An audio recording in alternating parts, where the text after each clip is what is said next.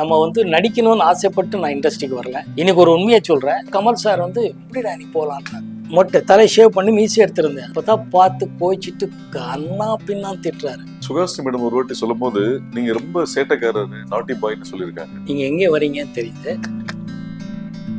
Mic மோகன்ற ஒரு அடையாளம் ஏற்பட்ட போது அதனால மைக் மோகனுங்கிறது அந்த ஒரு பேர் வர்றதுக்கு காரணம்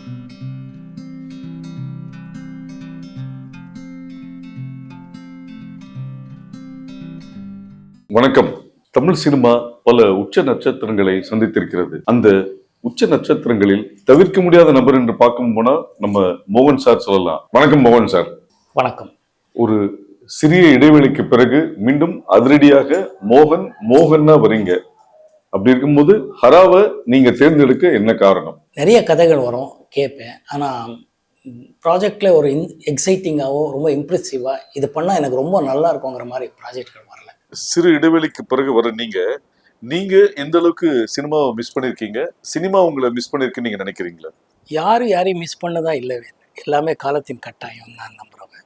சினிமா எப்போ வரும் எப்போ போவோங்கிறத விட பண்ணும்போது ஒழுங்கான படம், ஓரளவுக்கு நல்ல படமா பண்ணணுங்கிறது தான் என்னோட ஆசையை தவிர வேற ஒண்ணுமே இல்லை. சார் 80s காலகட்டத்தில் ரஜினி சார், கமல் சாருக்கே செம்ம டஃப் கொடுத்தீங்க. அவங்களுக்கு நீங்க போட்டியா அப்படின்னு ஒரு நியூஸ் பரவலா வந்த போது அது நீங்க எப்படி எடுத்துக்கிட்டீங்க? நீங்களே சொல்லிட்டீங்களே, அது ஒரு நியூஸ். நம்ம யாருக்கு எப்பவுமே போட்டியே கிடையாது. நான் இண்டஸ்ட்ரிக்கு வரும்போது ரஜினி சார் மிகப்பெரிய சூப்பர் ஸ்டார், கமல் சார் அப்போவே உலக நாயகன்.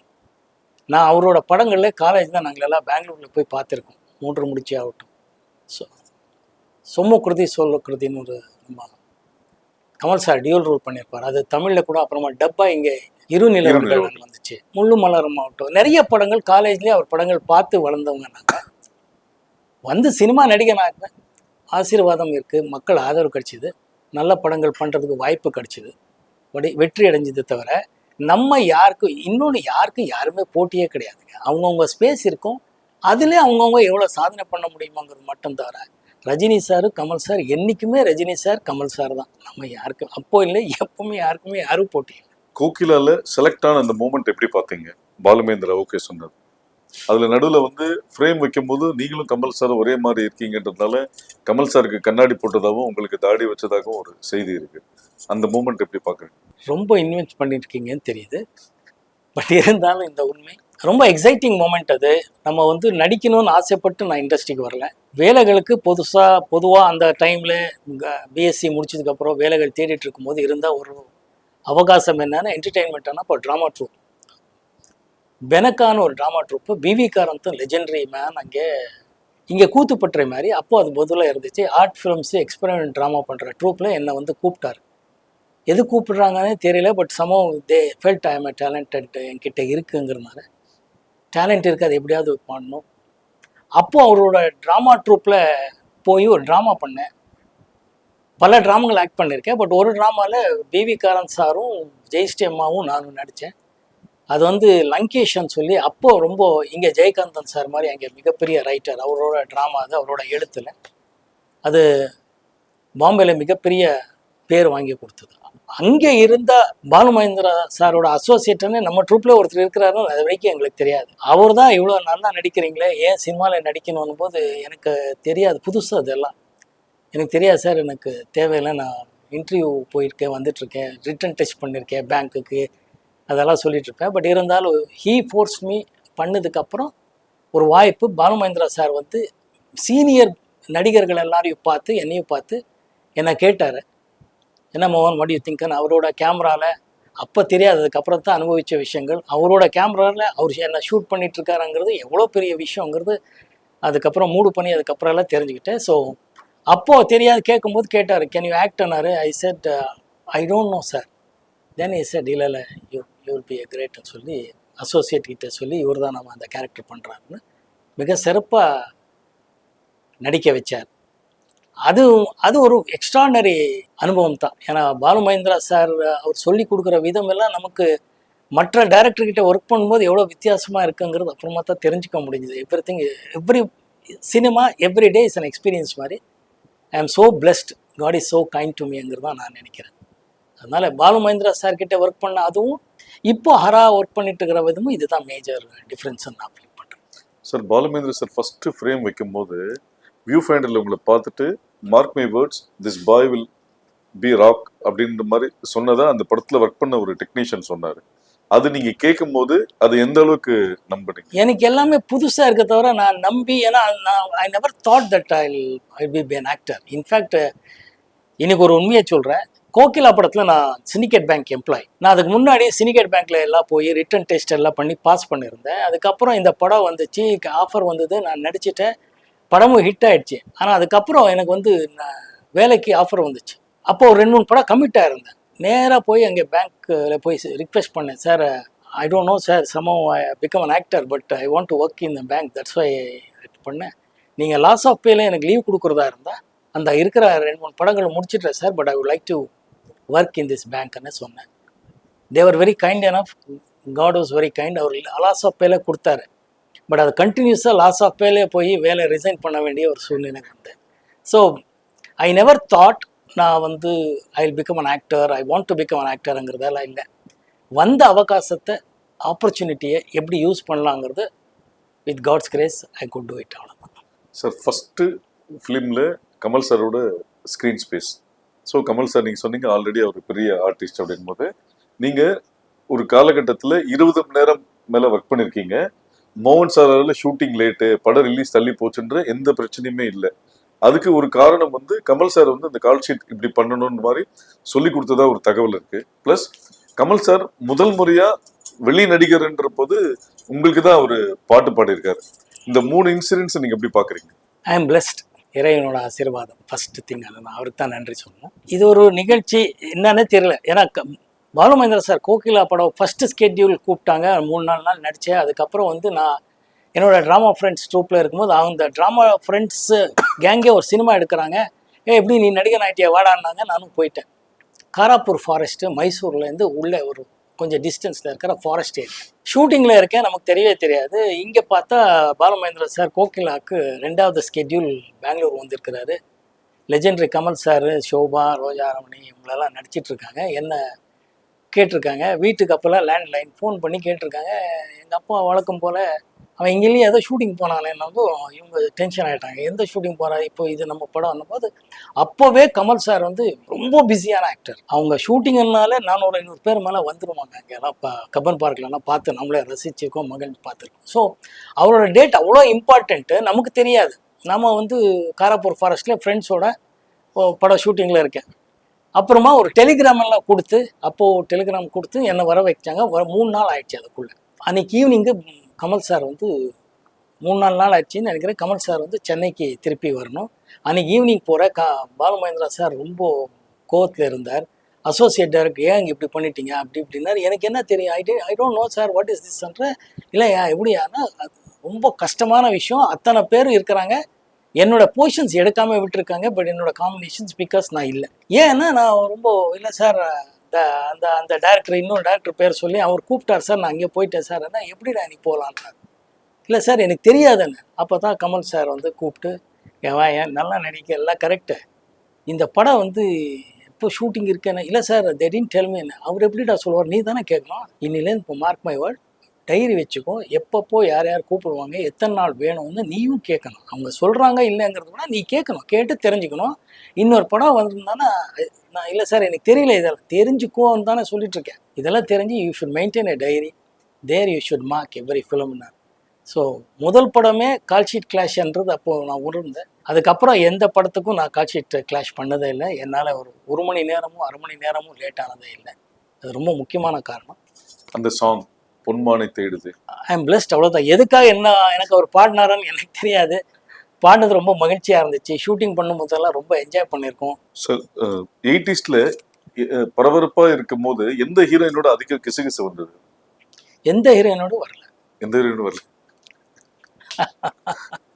சார். மௌன ராகத்துல ஒரு இன்ட்ரெஸ்டிங்கான ஒரு விஷயம் அப்போ எல்லாரும் பேசப்பட்டது வந்து அந்த ட்ரெயின் சீக்வன்ஸு, தாஜ்மஹாலோட பின்னாடி எடுத்த ஒரு சாங். இதை பற்றி இருக்கும்போது அதை நீங்கள் ரீவைண்ட் பண்ணி பார்க்கும்போது அதோட மெமரிஸ் எப்படி பார்க்குறீங்க? நான் முதல்ல சொன்ன மாதிரி இயக்குனரோட அந்த விஷுவல் சென்ஸ் தான். நீங்கள் சொல்கிற ட்ரெயின் சீக்வன்ஸ் 3-4 இடத்துல எடுத்திருக்கிறாரு. பெங்களூரில் எடுத்திருக்கிறார், டெல்லியில் எடுத்திருக்கிறார், சென்னையில் எடுத்திருக்கிறார். பட் யாருக்குமே தெரியல. அந்த கிளைமேக்ஸ் எல்லாம் அவ்வளோ நல்ல விஷுவலாக கட் பண்ணி ஷூட் பண்ணியிருக்காரு மணிரத்னம் அவர். ஸோ ஒரு இயக்குனர் மேலே தான் எனக்கு எப்போவுமே கௌரவம் அதிகமாகுது தவிர, தாஜ்மஹால் அப்படி தான். அங்கே போய் ஷூட் பண்ணுறதுக்கு பிளான் பண்ணோம். அன்ஃபார்ச்சுனேட்லி டெக்னிக்கெல்லாம் விடலை, ஏதோ பர்மிஷன் அது இதுன்னு சொல்லி உள்ளே விடல.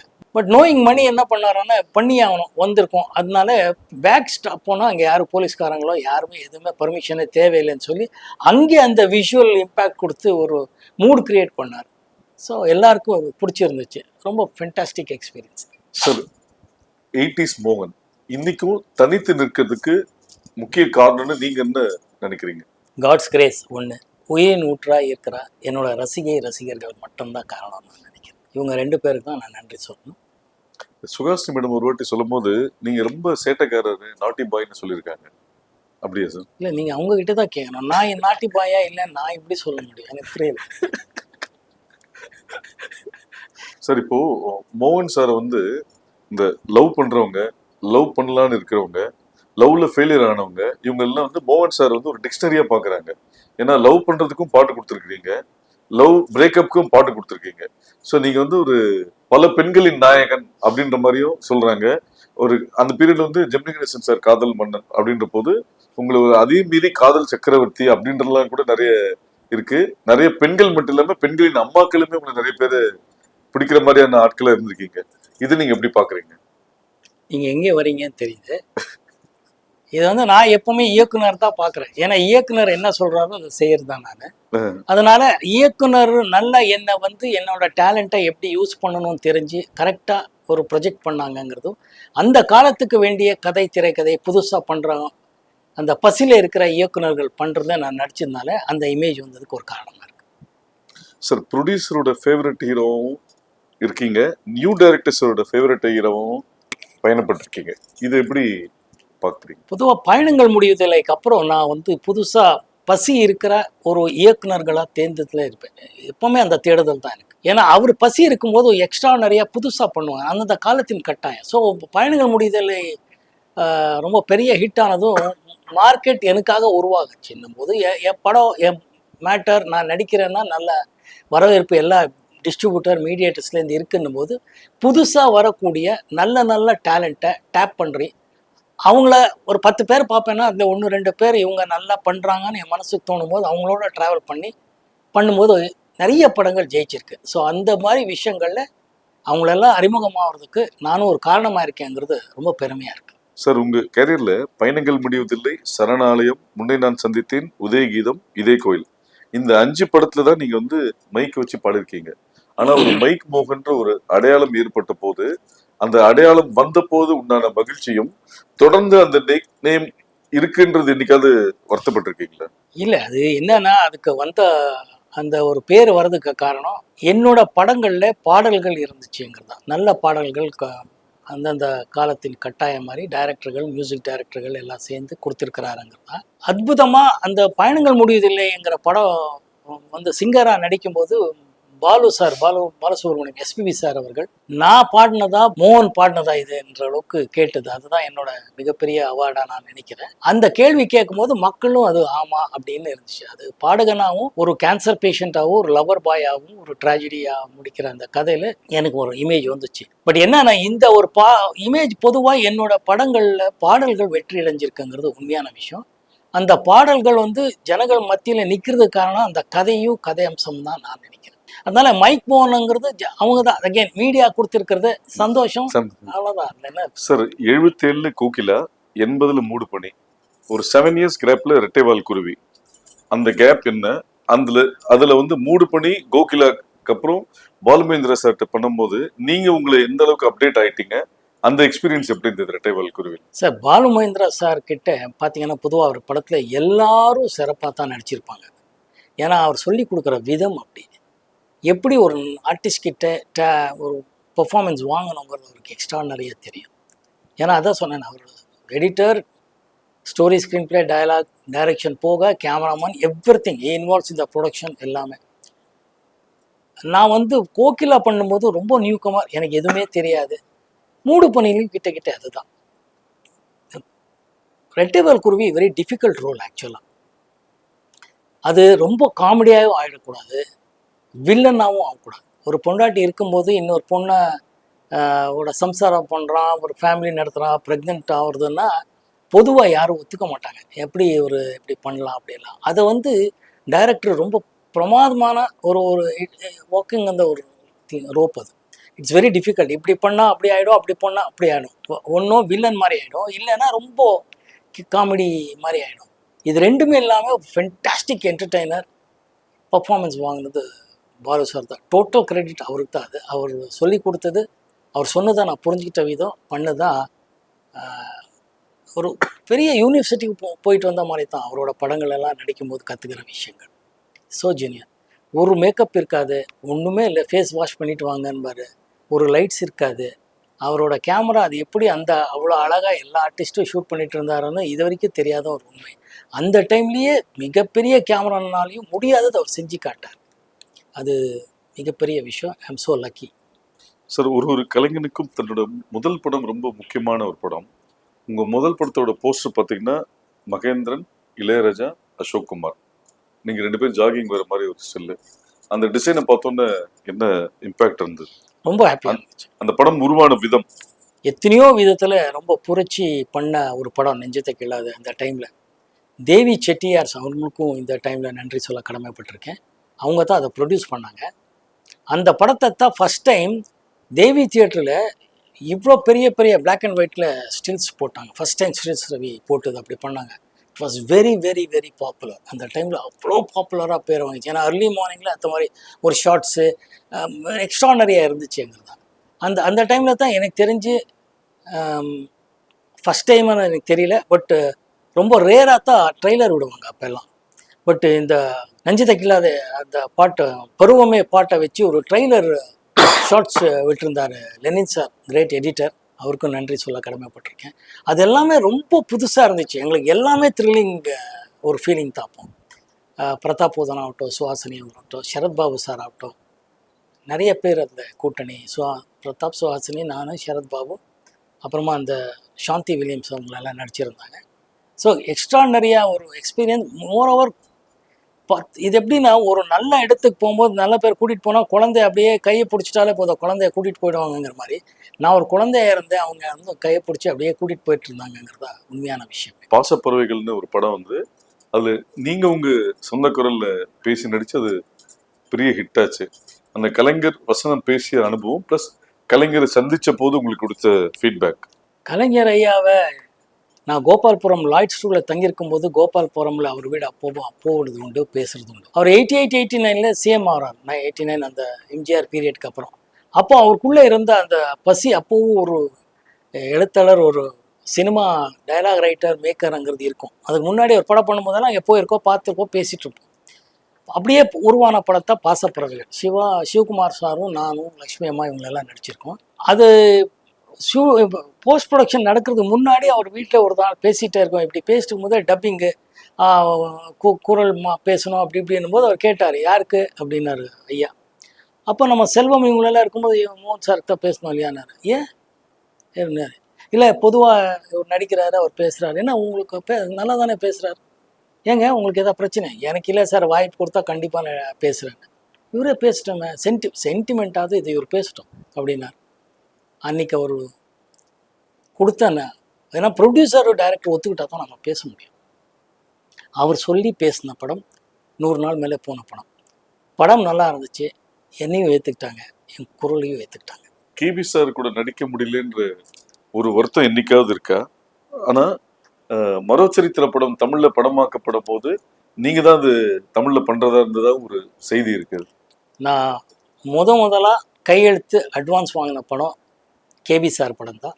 அது மரோச்சரித்திரம் என் தமிழில் பண்ணணும்னு சொல்லி பெங்களூரில் நான் இருக்கும்போது பிரபு ஃபிலிம்ஸுங்கிறது மரோச்சரித்திரம் ரிலீஸ் பண்ண டிஸ்ட்ரிபியூட்டர்கிட்ட கேட்டு என் நம்பரை பிடிச்சி என்னை பார்க்க சொன்னார். நான் இங்கே வந்து பார்த்தேன். இந்த மாதிரி ஒரு 2-3 மீட்டிங் முடிஞ்ச பிறகு நீ வந்தால் கரெக்டான ஆளுன்னு கேபி சார் நினச்சதுனால அரங்கன் நாள் அட்வான்ஸ் கொடுத்தார். அவர் பையன் இன்றைக்கும் இருக்கான். எங்கேயாவது பார்த்தீங்கன்னா அவர் சொல்லுவார், என்னோடய அட்வான்ஸ் இன்றைக்கும் உங்கள் கையில் இருக்குன்னு. அந்த மாதிரி அட்வான்ஸ் வாங்கின படம் அதுதான். ஆனால் ஒரு பண்ணுறதுக்கு கொஞ்சம் டிலே ஆச்சுங்கிறதுல அவர் டைம் கொடுத்தாரு. அந்த டைமில் நான் வந்து கிழக்கே போகும் ரயில் Telugu another great legendary director Bapu sir direct பண்ணுறது தான் தெலுங்கு படம் நடிக்கிறதுக்கு என்ன கூப்பிட்டாங்க. நான் போய் நடிச்சிட்டு வர இங்கே ஷூட்டிங் எல்லாம் பிளான் பண்ணிட்டு இருந்தாரு. அப்போது வந்ததும் என்ன தேடுறாரு கேஷுவலாக, எங்கே மோகன் எங்கேனாரு. இங்கே தான் இருக்கான்னு பார்த்தா நான் ஜாலியாக ஒரு மாதிரி எல்லாரும் மத்தியில் நிற்கிறேன். என்னன்னா டோட்டல் மீசையும் மொட்டையும் அடிச்சிருந்தேன். மொட்டை தலை ஷேவ் பண்ணி மீசை எடுத்திருந்தேன். அந்த கிழக்கே போகும் தெலுங்குல ஒரு சீனில் கழுதை மேலே கூட்டிகிட்டு போகும்போது தலையில ஷேவ் பண்ணி, அதுதான் அந்த படத்தோட ஃபினிஷிங் ஷாட்டாக எடுத்து அனுப்பிச்சிட்டாரு. நான் வந்துட்டேன். இப்போ தான் பார்த்து கோச்சிட்டு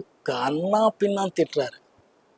எவன்டா இதெல்லாம் ஷேவ் பண்ண சொன்னேன். நான் வந்து நோ சார், பாப்பு சார், கிழக்கே போகும் ரைட் சார், தெலுங்கு சார், தூர்ப்பு வெள்ளை சார் அப்படிலாம் சொல்கிறேன். அதெல்லாம் இருக்கட்டும். ஒன்று அப்படி இல்லை sir, that Tongi scene சார்ன்ற.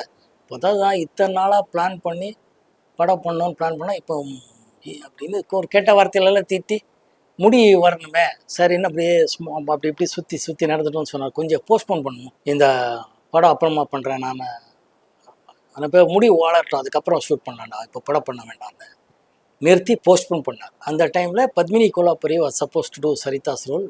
Every thing was fixed. அரங்கண்ணால் தான் மரோச்சரித்ரா பண்ண ப்ரொடியூசர் தான் தமிழையும் எடுக்கிறதா இருந்துச்சு. அந்த போஸ்ட்போன் பண்ண டைமில் ஒரு 6 மாதத்து வரணும், முடியெல்லாம் கரெக்டாக வளரணுன்ற டைமில் ஒரிஜினல் மரோச்சரித்ரா தெலுங்கு வெர்ஷனை released in Tamil Nadu and it was a super duper hit. அதனால் இப்போ எடுக்க வேண்டாம், கொஞ்ச நாள் ஆகட்டும் அப்படின்னு சொல்லும்போது தான் அவங்க சொல்லி தான் நெஞ்சத்தை கீழாத ஹீரோக்காக மகேந்திரன் சார் தேடிட்டு இருக்காருன்னு அனந்து சாருக்கு நியூஸ் போய், அனந்த் இந்த மாதிரி நம்ம பண்ண வேண்டிய ஒரு பையன் இப்போ ஒரிஜினல் மரோச்சரித்ரா ரிலீஸ் ஆனதுனால பண்ண மாட்டோம், இப்போ வேணும்னா யூஸ் பண்ணுங்கள், நாடகம் இதுலலாம் பண்ணியிருக்காங்க அப்படின்னு சொல்லி என்னை பற்றி சொன்னதாகவும் அப்படி என்னை பார்த்து கூப்பிட்டதாக நெஞ்சத்தை கீழாத வந்து அந்த டைமில் இருந்து கிட்ட சிந்து பைரவி, அக்னி சாட்சி வரைக்கும் படங்கள் கேட்டிருக்கிறது உண்மை. பட் அன்ஃபார்ச்சுனேட்லி பயணங்கள் முடியுது அந்த டைம்லலாம் நான் ஓவர் பிஸி ஆகும்போது அவர் கூப்பிடுற நாட்கள் அவ்வளோ நாட்கள் என்னால் கொடுக்க முடியல. ஒவ்வொரு தடவையும் போகும்போது சாரி சார், தப்பாக நினைக்காதீங்க சார், அந்த புது டைரக்டர் அந்த புது ப்ரொடியூசர் கால் ஷீட் கொடுத்துருக்கேன்னா கடைசியில் நீ என்னைக்கு இருந்தாலும் யூ ஆர் மை ஆக்டர் கோ அப்படின்னு சொல்லி ஆசீர்வாதம் பண்ணி அனுப்புவார். இந்த படம் பேர் என்ன? எந்த படம்? மரோச்சரித்ரா தமிழில் வைக்கிறதா இந்த படம் பேர் அலைகள் எழுதிய கவிதை.